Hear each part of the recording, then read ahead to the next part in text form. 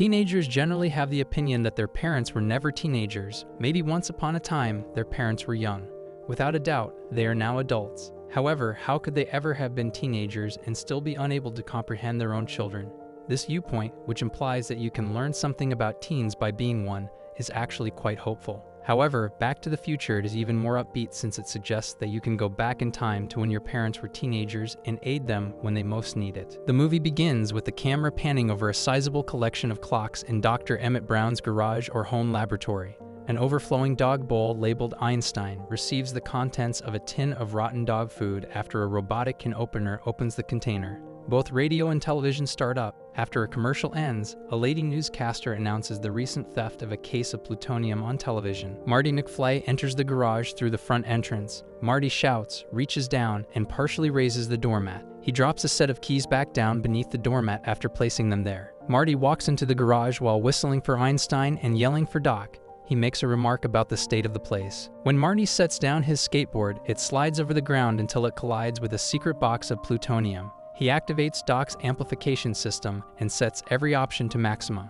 The noise in the distance gets louder. Marty connects his electric guitar to a sizable amplifier, takes a moment to think, and then pulls a string. Marty is thrown back against a bookshelf by the explosion of the amplifier, and the books and papers that were on it fall off and land on his head.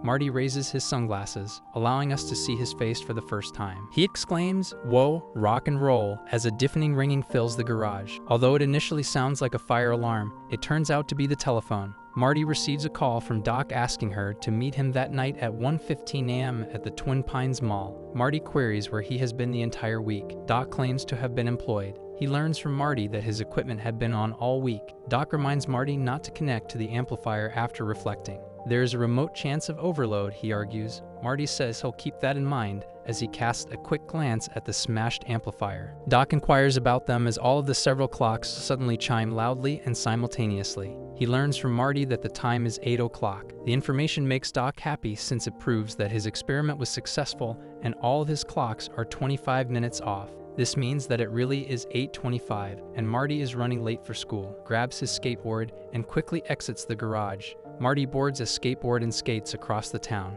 catching rides on a Jeep and then a pickup truck to get around. Marty shows up in front of Hill Valley High School. Jennifer Parker, his girlfriend, is waiting for him. She informs him that Mr. Strickland, the principal, is looking for him. Marty explains to her that Doc's sluggish clocks are not to blame for him being late. When Strickland hears Doc's name, he appears out of nowhere. He hands Marty and Jennifer a tardy slip apiece after asking if they are still hanging out with Doc. This is Marty's 4th consecutive absence. Marty is forewarned by Strickland that Doc is a dangerous nutcase and that he will get into trouble if he keeps hanging out with him. Marty gets brutally reprimanded by Strickland for being a slacker like his father. He moves his face toward Marty's until their noses are in contact and exclaims, "No McFly ever amounted to anything in the history of Hill Valley." Marty responds that history will soon change. Marty and Jennifer are crossing the courthouse square after school when a campaign van for the mayor goes by, shouting "Re-elect Mayor Goldie Wilson" over its loudspeakers. Marty confides in Jennifer that he doesn't think his musical career will ever take off. Marty expresses concern that the record company will reject him despite Jennifer's assurances that she thinks he's really good and her encouragement to submit his audition tape. He admires the new 4X4 Toyota pickup truck as it is being brought to the Statler Toyota store across the street and muses about taking Jennifer there for a weekend getaway. Jennifer queries whether Marty's mother is aware of their plans for the next evening. Marty assures her that if his mother learned the reality, she would stress out since she believes he is going camping with the men. Marty worries that his mother was likely raised as a nun. Jennifer assures him that her goal is to keep him in good standing. Just as they are ready to kiss, a screaming lady shoves a tin can in their faces. "Keep the clock tower intact. Keep the clock tower intact." The clock tower has been frozen at 10:04 ever since it was struck by lightning at that precise moment on the evening of November 12, 1955, and the woman invites them to deposit money that will be added to a fund to save it. The Hill Valley Preservation Society believes that the clock is a significant component of their legacy and should be left alone, but the mayor would like to see it replaced. Just to get her to leave, Marty gives her a quarter. She gives him a flyer and thanks him before moving on to target additional innocent bystanders. Marty and Jennifer are about to kiss after getting rid of the collection agent when a car approaches and blows its horn repeatedly.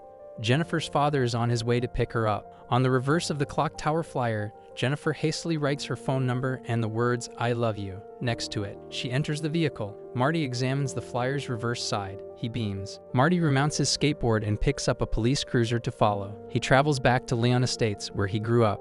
In order to go to his residence, Marty releases the other automobile and slides through this opening. Marty sees a wrecked BMW automobile being pushed back into the driveway by a tow truck as he approaches his home on his motorcycle. George McFly, Marty's father, is arguing with Biff Tannen, his boss, inside. Biff is irate that George lent him a car without informing him of its blind spot, causing him to collide head-on with another vehicle. George claims he was unaware of the car's blind spot. When Marty approaches, he greets him haltingly while Biff demands to know who will foot the cleaning fee after alcohol spilled all over his coattails. George is then asked by Biff if he has completed filling out Biff's reports. When George acknowledges that he hasn't completed them yet, an irate Biff hits him on the head repeatedly and reminds him that he needs time to retype them since he will be fired if he submits his reports in George's handwriting. George reluctantly acknowledges to Marty that he isn't good at confrontations after Biff departs. Marty queries about the vehicle, which he intended to take Jennifer to the Lake Inn. George expresses regret. Later, George, his wife Lorraine, Lee Thompson, and their children Marty, Dave, and Linda sat down to supper with the entire McFly family. Linda informs Marty that Jennifer called asking for him. Lorraine becomes outraged by this and tells Marty that any girl who calls a boy is just asking for trouble. When Linda stands up for Marty, Lorraine becomes enraged and claims that she never chased a boy, called a boy, or sat in a parked car with a boy when she was Linda's age. If Linda is to live her life similarly to Lorraine, she wonders how she will ever meet anyone. It will unfold just as it did when Lorraine met George, Lorraine explains. As Lorraine tells the story of how they first met, Linda rolls her eyes. George was allegedly in a tree when he slipped, fell into the road, and was hit by Lorraine's father's car. George has never clarified what he was doing at the time. After caring for George and bringing him inside, Lorraine was moved to invite him to the Enchantment Under the Sea dance, which just so happened to be taking place on the same night that a lightning strike hit the clock tower. She knew she would spend the rest of her life with him when they shared their first kiss at the dance. The family merely watches as George begins his strange, nerdy chuckle at the TV. Marty receives a call from Doc sometime after midnight, asking him to come by the lab and retrieve the video camera he left behind. In doing so, Marty moves on to the Twin Pines Mall. When he arrives, Doc's man is there, along with Einstein, his dog, who is also sitting nearby. The back of the van opens up as Marty approaches Einstein, and a substantially customized DeLorean DMC-12 automobile is backed down the ramp. Doc exits the truck through the driver's door, waves to Marty, and tells her to begin recording. As Marty noted the precise time on the watch on Einstein's collar and in Doc's hand, Doc seated Einstein in the DeLorean and fastened his seatbelt. They are both set for the same time. After that, Doc locks the DeLorean's door and gets a remote control to drive the car around the parking lot. When the car is a certain distance away, Doc applies the brakes, increases the speed, and then releases the brakes, sending the DeLorean hurtling straight in their direction. As more fire and lights are lit up around the DeLorean, a bright light is suddenly visible coming from inside. At 88 miles per hour, the car abruptly disappears in a puff of light and electricity, leaving 2 fire trails behind from the red-hot tires. Marty is shocked since it appears that Doc has just vaporized Einstein as he enthusiastically shouts. Doc proudly announces that he successfully sent Einstein into the future, exactly 1 minute into the future. He adds with excitement that the steel body panels of the DeLorean make a good conductor for the flux energy that powers the vehicle through time, as well as being a stylish vehicle. The DeLorean reappears exactly 1 minute after it vanished, still moving at the same speed as before, and screeches to a stop, now covered in ice. It's as if on cue. Einstein is visible when Doc opens the door, and his watch is now 1 minute behind Doc's. According to Doc, Einstein probably thinks the journey was instantaneous and that he was ignorant of any shift in time, skipping over that minute to instantly arrive this time and place. Doc demonstrates to Marty a flux capacitor in the cabin. This inclusion is what allows for time travel. Doc explains that he first saw the flux capacitor in 1955 after hitting his head in an accident in the bathroom. The project is a success, and Doc has ambitions to travel across time, even though it required 30 years of research and most of his family's riches to develop. Doc inadvertently changes the car's destination time to that day, November 5, 1955, when he converses with Marty. Doc explains that the DeLorean needs plutonium when Marty asks what it runs on instead of gasoline, stating that a nuclear reaction is required to produce 1.21 gigawatts to power the flux capacitor. Marty is horrified and wonders where the doctor could have obtained such a chemical. The doctor responds that he recruited some Libyan terrorists to acquire it on his behalf in exchange for the promise of helping them make a bomb, but Doc tricked them by giving them a fake bomb. Another particle of plutonium is loaded into the DeLorean by Doc and Marty, who are both wearing yellow radiation suits. Doc then starts his goodbye speech to Marty and the camera. Nevertheless, it is cut short when a Volkswagen van bursts into the parking lot. A man with an AK-47 emerges from the roof and starts firing. Marty is told to flee by Doc, and the Libyans he defrauded are in the van. Doc likewise tries to conceal, but just then the Libyans' van stops in front of him. Doc drops his revolver, signaling his intention to give up, but the Libyan shoots him again. When the Libyan tries to shoot Marty, his rifle jams. The vehicle follows Marty as he charges off in the DeLorean. Marty makes the decision to test the van's top speed as he swings back into the parking lot. Marty rushes to a photo kiosk but doesn't see that the speedometer is creeping up to 88 miles per hour or that the time is set to November 5, 1955. Suddenly, there is a flash of light, and the kiosk and parking lot are replaced with an empty grassy field. Marty finally reaches downtown Hill Valley after traveling for approximately an hour or so. To Marty, the Hill Valley of 1955 is very different, and genuine garden rather than a parking lot serves as the courthouse square's tribute to Korean War veterans. Instead of a pornographic movie, the Essex Cinema is presenting Cattle Queen of Montana, 1954. New albums, 16 Tons by Merle Travis and The Ballad of Davy Crockett by George Brunn, are advertised in the town's record shop. At the Texaco station, customers may get complete service, including window washing, engine and tire inspections, and fuel filling. Reminding citizens to re-elect Mayor Red Thomas. Through loudspeakers, a campaign vehicle for the mayor circles the square. Most importantly, Marty is startled to hear the courthouse square clock tower's half-hour chime, indicating that it is still in working order. When Marty picks up a newspaper that has been thrown into a trash can and notices the date November 5, 1955 at the top of the paper, he knows that he is not in a dream and that this is reality. Marty enters Lou's Diner, which at this time is only occupied by the proprietor, Lou Carruthers, and another patron enjoying breakfast at the counter.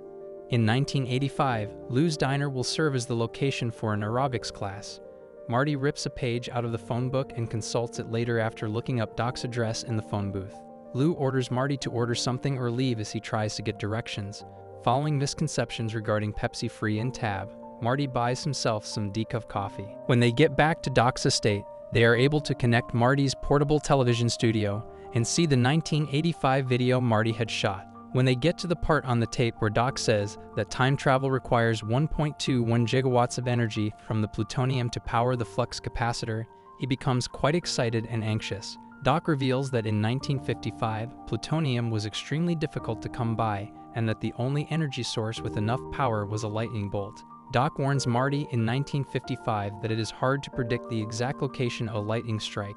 However, Marty suddenly recalls the flyer the woman gave him and Jennifer about the lightning strike that will hit the clock tower at precisely 10:04 p.m.